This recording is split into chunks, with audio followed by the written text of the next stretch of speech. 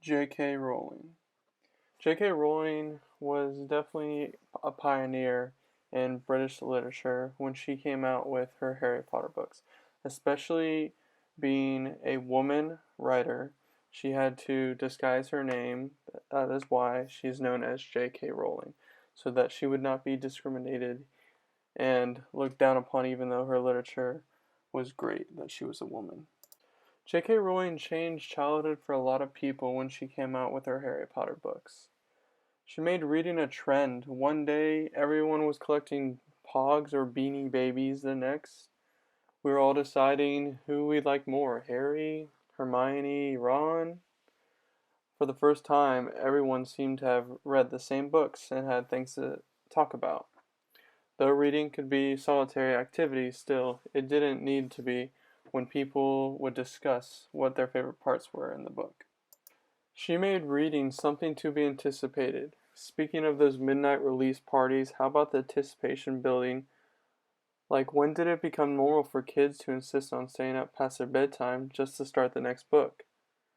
Most of the times, kids were stressing and did not want to read a book, but when it came to Harry Potter, they couldn't wait and couldn't stop reading. She created a world of literature that felt close enough to touch, but that supernatural enough to thrill. In her deft blend of traditional fantasy elements and traditional British boarding school stories, she offers the perfect, intoxicating balance of familiarity and fantasy, comfort and thrill. You didn't just want to read about Hogwarts, you really, really wanted to be there. When kids were to say, "Are you Hugglepuff? Are you Slytherin?" they really wanted to be in those schools. She made us believe magic could happen to us. Harry Potter was a regular kid and not particularly a happy one. When an owl arrived with his Hogwarts acceptance letter, and he found out he wasn't a regular kid at all, I remember kids would just dream about hoping that they would have an owl at their window at night. How many of us secretly felt a pang as our 11th birthday passed without the letter? We knew it wasn't real, but Rowling made it feel so real.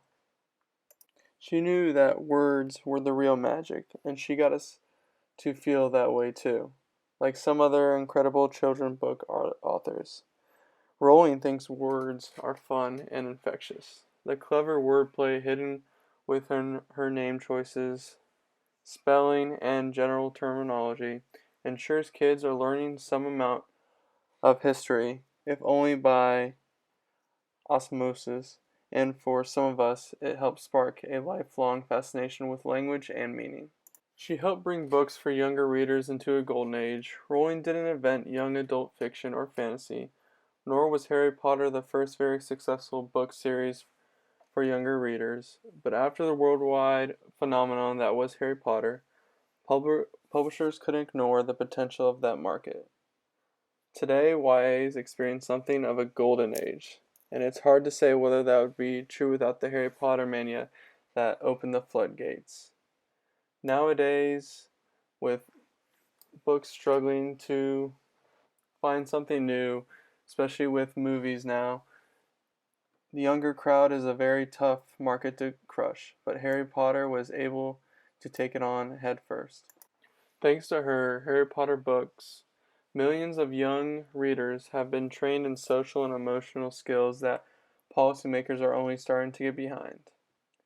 Not counting the Bible, Harry Potter has reached more people than any other book series in history.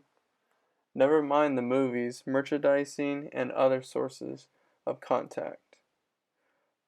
But Rowling isn't just the most influential because she moves a lot of paper. It's how her books affect kids both moment and for life. It affects them when they're young and impressionable, and has inspired an entire generation to read, opening the door to many other avenues for education. In conclusion, fantasy fiction would not be where it is today without J.K. Rowling making of her Harry Potter books. She has also